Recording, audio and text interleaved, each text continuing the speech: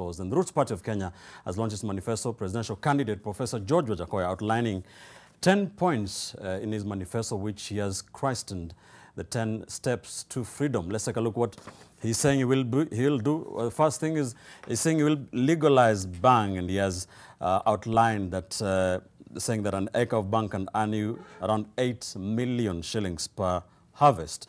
That is what he's promising Kenyans. Part of it going ahead and citing the county of Nyeri, which has said Kenyans or Nyeri residents can earn up to 4.6 trillion per harvest. The second thing, he says Kenyans will rear snakes, saying that that is another economic activity that he thinks can benefit this country, saying the vial of venom can fetch up to $6,000, an equivalent of more than 600,000 shillings. The third thing he's saying is another saying that Kenya will export dog meat. Again, going ahead to try and explain why that is lucrative, saying that dog meat costs 6 times what goat meat costs.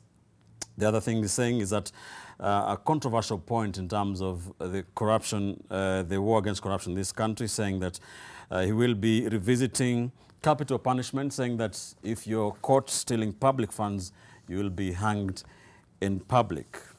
The other thing he has said in his 10-point agenda is concerning the standard gauge railway, which has cost the taxpayer hundreds of billions of shillings, saying that his government would shut down the SGR and that Kenya will build its own railway systems with its own money. The other thing he says that's in this 10-point agenda is that he will reduce the working week for Kenyans to 4 days, that the weekend will include Fridays, Saturdays and Sundays, and that Kenyans will be paid after every 2 weeks, promising to make Kenya a 24-hour economy. The seventh, I think that what WAJACKOYAH promises to do is saying, what are you calling, suspending the constitution, parts of the constitution that he says do not work, adding that he will ask Kenyans what they want.